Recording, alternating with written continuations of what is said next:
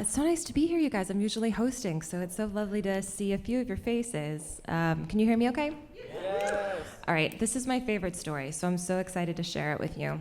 So when I was 25, I had just become a yoga teacher, and I was diving headfirst into all things spiritual. Now, I was already pretty existentially inclined, so now that I was like diving headfirst into this world of spirituality, I was feeling pretty anxious, like I was stuck with some big meaning of life questions. So for example, my yoga teacher at the time, do you guys know the term spiritual bypassing? Yeah, some of you do, some of you don't. Okay, so for example, like spiritual bypassing, like if this yoga teacher did something great, he would be like, I manifested that with my mind. And if he did something like objectively douchey, he would be like, I was just living in my truth. It was divinely orchestrated. That really stressed me out because I was like, which one is it? Is everything divinely orchestrated, or are we in charge of our own reality? You know, like what is this intersection between fate and free will? I really needed to know the answer. I know it sounds silly, but it felt very urgent to me. Like I was very stressed and overwhelmed by the weight of feeling responsible for my destiny. And so much so that I felt like I couldn't move forward with big life choices until I had the answer. Namely, at that time, being like, what am I doing with my life? Like, should I stay in New York and continue being an actress, or should I move somewhere else in the world and just be like a yoga teacher? And so, I did what any 25-year-old having a quarter-life existential crisis would do in that moment. I bought a one-way ticket to India to solo backpack across the country, as you do. But of course, as soon as I got there, I got really sick, as you do in India. I stuck it out for a few months, but I was always sick and always tired between the flu and food poisoning. It wasn't easy. Still, I stuck it out. I sought out sages and meditation centers and Dharma talks at the Dalai Lama's temple, specifically looking for the answer to the question, what is the intersection between fate and free will, like divine orchestration and free will? And after a few months of seeking in some of the world's most holy places, I was no closer to finding the answer than when I started, so I threw in the towel and did what any 25-year-old having a quarter-life crisis would do. I bought a one-way ticket to Thailand to learn how to scuba dive. As you do. So I got to the island of Koh Tao, and right away I signed up for my first scuba diving lesson and became friends with my scuba dive instructor. Went back to her place to like hang out or watch a movie or whatever, and she popped out to run an errand. And in that time, I looked out of the second story like living room window, and I saw this beautiful view of the jungle. And underneath of which, what looked like to me a suitable balcony of sorts, like a porch roof you could stand on, made of like metal or like layers of tin. So I climbed out the window to stand on this to get a better view. Immediately when I climbed onto it, I heard a crack beneath my feet. And it was not metal or tin, it was plastic that looked like metal or tin. And I thought, oh, okay, cool, this is how I die. And I quickly turned around to jump back into the window, but it was too late. I fell straight through about 12 feet onto concrete. Not a great day for me. And I want you guys to understand that after all of the health issues I had in India, I was so determined to be okay in this situation. So as soon as I fell, I swear to God, my first thought was, nope, not today, injury. Not doing it. I'm fine. I'm fine. And I stood up like nothing happened, blood everywhere, covered in dirt, and just like nonchalantly walked back to the steps to go back up to the apartment, and at which point I collapsed. My body went into shock. I was struggling to breathe. I was clearly not fine. I mean, all things considered, like I could have died.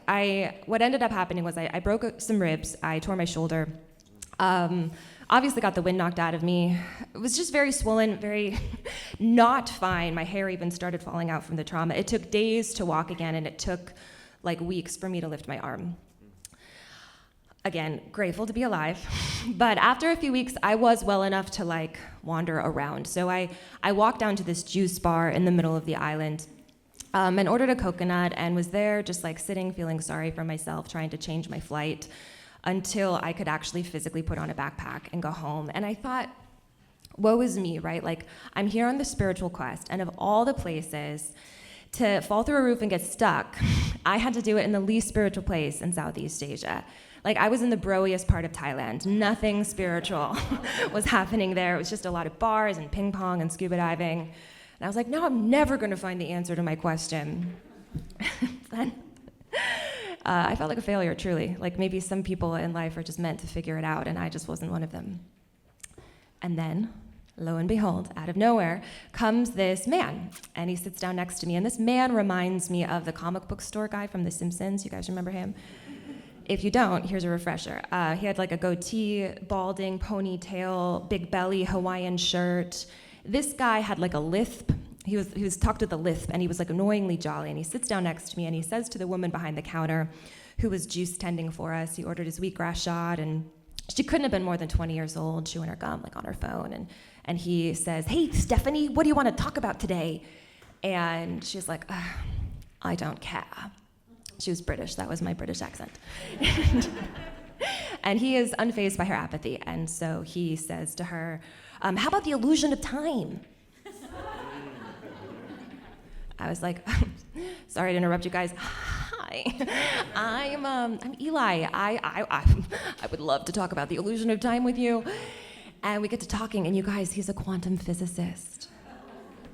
They're on some sort of grant from America, and I get so excited, and I'm like, oh my God, you're a quantum physicist? I have a question. I've got to know, what is the intersection between fate and free will? Because, man, I've got to know who is driving this ship. And he tells me the answer. And I feel just like completely resolved. Oh, did you guys want to know what he said? I guess I could tell you. Okay. He explained to me that both free will and divine orchestration exist and don't exist at the same time, right? Because they're like constructs of the mind. They're basically just stories that we tell ourselves to manufacture a sense of safety and belonging in reality. But the truth is, he used this metaphor. He said, the eye can't see the eye. Like the eyeball can't see the eyeball because it's a part of a whole that's greater than the sum of its parts. Just like us, we as human beings are a part of this vast universe with so many forces at play all the time that are always making this moment inevitable. You ready for this? He said, we are always in exactly the right place, at exactly the right time, in exactly the right circumstances, with exactly the right people. Otherwise, you would be somewhere else and somebody else entirely. I know.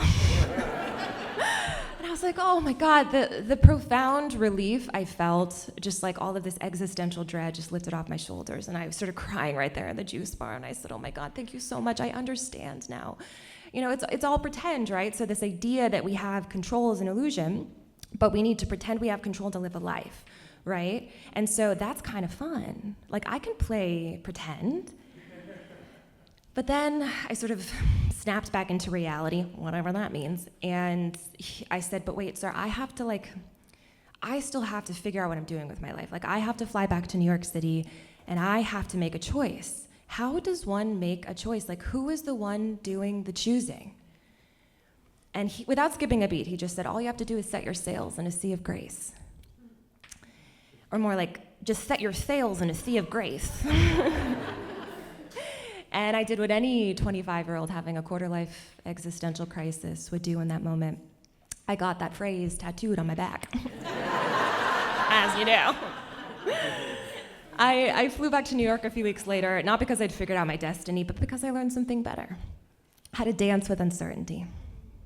I entertained the idea that maybe the best part about being human isn't having all the answers, but it's learning to set your sails anyway and trusting that the winds will take you where you need to go. And sometimes that means falling through a roof in Thailand so that you can meet a quantum physicist at a juice bar who reminds you the whole game is rigged in your favor, and you just get to play. Thank you.